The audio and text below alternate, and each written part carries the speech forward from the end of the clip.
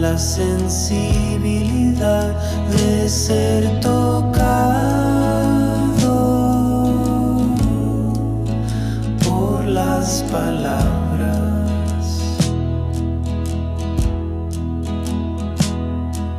que guardan celosamente la melodía del alma.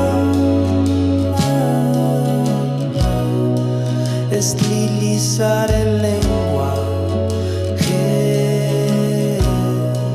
hacerlo cosa preciosa